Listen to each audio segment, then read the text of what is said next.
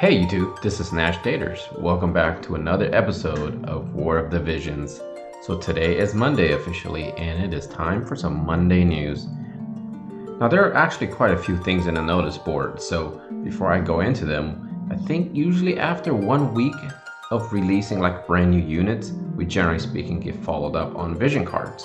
And this week is no exception. I'm also going to show you some new actual items being implemented into this game.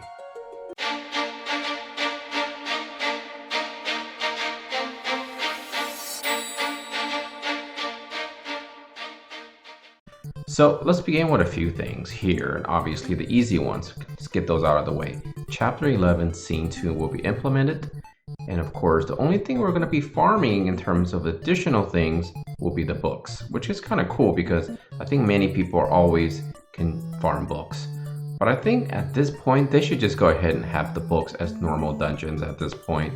But even though they still don't do it, still take the opportunity to farm them. Personally, I'm probably just going to be farming a lot of books, because I'm pretty much essentially almost done with all my farming for essentially all the new quests that they got going on. Alright, so we're going to talk about another thing that's happening. So for those of you who thought about farming books, well, we're going to be getting a raid boss. And the raid boss is going to be giving us, scroll down really quickly, this new helmet, okay? This new helmet is called the Baal, it's a French word, let's just call it the Dark Helm. And this helm looks pretty cool. It's a UR quality, of course. And you can actually get a +3 version of this, just like all the other ones that we've been doing. And I'll show you right here.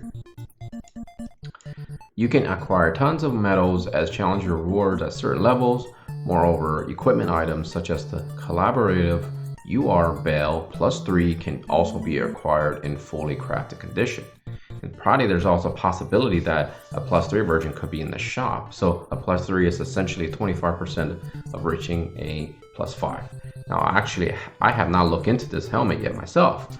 I'll definitely be doing that and hopefully do a follow-up video on Tuesday to see if this helmet is actually worthy of doing. But then again, what else are you going to be doing this next couple of weeks?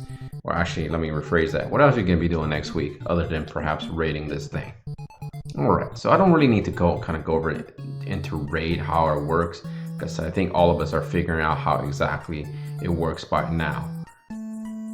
Here's the interesting thing. I think this is a little glimpse because they haven't revealed it. But if you look at the new weekly campaign, it gives you challenge keys.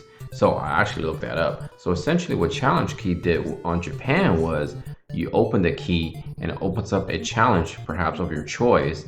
And I guess all the ones that they have given us before, such as the Ochu challenge and the Flan challenge and things like that. And you can open it for access of a certain number of days. Looks like they're going to be giving us 2 of those. So you can take the time and figure out what exactly you need to do in terms of perhaps farming those specific items. And therefore, you can take that time to finish them.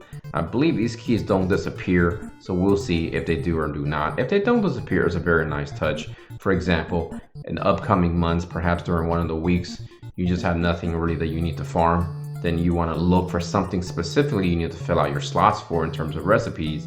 I think that would be a great time to use that. I think the coup de grace will be, of course, the brand new vision card, Divine Maelstrom Leviathan. And it's going to be a UR quality card. And we're also going to be getting Sanctum Assassins. Wow, I could think of many jokes to be inserting there, but I'm not. So it is an MR quality card. Okay, so Divine Maelstrom Leviathan. Let's see exactly what it does first. First off, it looks pretty cool. It essentially looks like a sailfish. I live in Florida, so we see plenty of sailfish, but the mouth looks like a sailfish. Maybe actually we're killing a lot of leviathans in Florida, thinking that they're sailfish. Well, or this is like the grandmother or the mother of all the sailfishes and is looking for wreaking some havoc. Nevertheless, very nice art here. Obviously, this is going to be a UR Esper combo. And let's take a look at the card. Pierce resistance up for the party. I guess at this point it's pretty much needed now because we're dealing with a lot of piercing units. Activation requirements, sword equipable main jobs. So you're going to get attack boost up and crash edge. Crash edge deals large damage to target and raises damage according to amount of own HP lost. The ability's element becomes that of the equipped unit's element. Wow, that's pretty cool because it's kind of like a counter revenge move. So if someone did massive damage to you and you're alive, then you can do damage back according to that. So it wouldn't really work with tanks perhaps. Although let's say if a tank takes 2 grand and you use this and bam, you smash 2 grand back. Because tanks generally speaking don't do a lot of damage, right? This might be a very interesting ability actually. Limited bestow effect. Activation requirements. Water or light units with sword equipable main jobs. Max HP up / attack up. So Cecil can take advantage of this card. Wow, Cecil can definitely take advantage of this card. And actually Cecil is growing on me a lot. I'm kind of regretting not actually maximizing him on my main account because I just didn't feel like I wanted him. But I guess I have to do it now since this card is actually pretty solid for him. Now water, I'm just sitting here thinking, which water unit is a sword equipable main job? So let's look at evocation magic. So it deals large, inflicts slow, which is very good, and raises allies attack and magic. Wow, that's actually really good. So we're going to be getting some new buffs for evocation as well with this specific week. Let's take a look at Sanctum Assassins. Clearly is going to be for those dark and evasive units.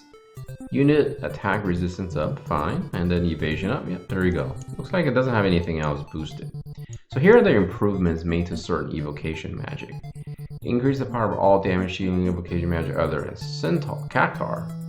I guess there's some discrimination against Cactar there. So all you Cactar lovers, rise up if you need to. Increase the amount of evocation gauge fills on a successful attack. Okay. Increase the power of map effects created. Bam. I don't know if they actually reveal the percentages. I'm sure we can look that up, but that would be an interesting topic of conversation there. Increase evocation magic boost per level on the Esper training board. So essentially what they're saying is they want us to do more summoning evocation, even though evocation hasn't really been very impactful in this game.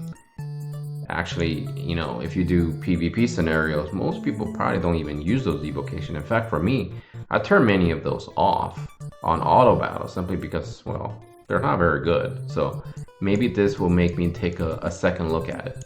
So I'm going to end this video by just quickly discussing Thancred. This is kind of crazy. As you can see, I have 200 shards and I haven't done anything extraordinary on this account other than using those tickets. I'm not exaggerating here. I summoned him 3 times from those tickets. So that means I got 3 copies of this guy. And if you look at where my mock shop is, all I have is the first copy. I haven't bought any shards. And it's crazy how I'm getting so many shards and so many copies of this guy. I think this should be a pretty rare drop. So either I'm just hitting the jackpot on these summons, or I'm just the luckiest person alive with this account. Either way, it makes me think about whether building or not, but I would need another 800 shards essentially to get him to level 120 in the future. And I don't think that's something I really want to do, to be honest. And currently, I don't think he fits anywhere that I need him to be on any of my accounts. So, alright, I think that's all the time I have for this video. If you guys are summoning for any of the stuff that's coming up, or if you have any questions about anything, feel free to check my Discord. And of course, as always, take care of yourself and all your loved ones. Nashtaters and his family out here. Peace.